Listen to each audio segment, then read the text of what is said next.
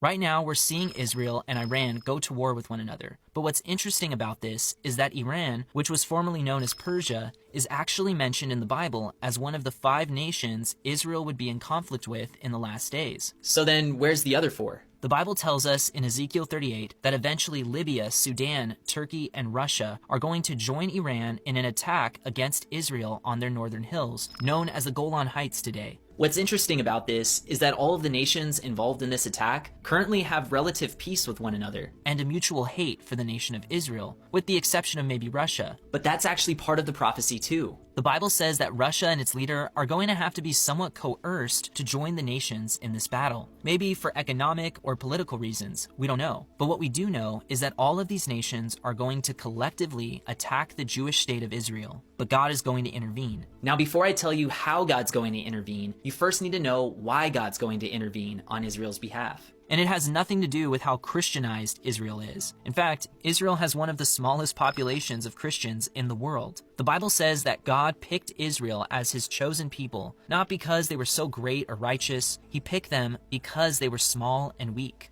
Throughout biblical history, God has shown his strength in defending this tiny nation the size of New Jersey, despite how weak and rebellious they've been over the years. But this battle is going to be different because it's going to cause Israel, a nation that has rejected Christ for years, to come back to him in the last days. And here's how it happens. These 5 nations are going to cross the Syrian border into Israel's Golan Heights with their armies. The Bible says they are going to cover the land like a cloud. So we know there's going to be a massive number of troops. But before they have the chance to attack, God is going to cause the largest earthquake in Israeli history. Then the Bible says God is going to cause Russia's weapons to misfire and explode on themselves. This will create confusion among these 5 nations to the point that they start attacking themselves instead of Israel. And if that's not bad enough, the Bible says God is going to send rain, giant hail, and fire and brimstone against this army. This prophesied battle often gets a lot of attention from pastors and Bible teachers because it's a sign that the end is near. But what's often overlooked about this battle is what happens in sign number 7.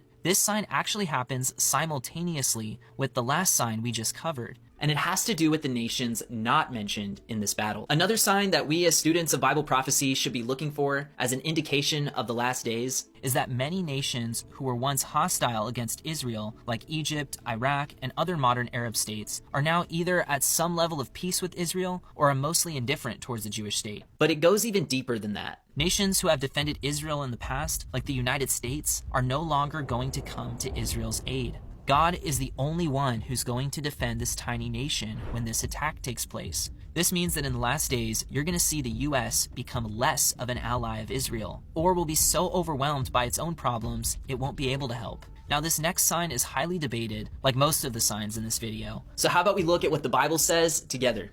Ezekiel 39 says that after this battle takes place, God is going to send fire on Magog and on those who live in security in the coastlands. Magog here is a reference to Russia, and I explain why in another video I made, which I'll link below. But the coastlands could be a reference to the many countries not mentioned in this battle. And the fire mentioned here could be a reference to either a supernatural rain of fire on the earth or to worldwide nuclear warfare, since we know God often uses the actions of people to fulfill his will. This is going to be worse than any world war that we've ever seen before, which is why it leads perfectly to the next sign on the timeline.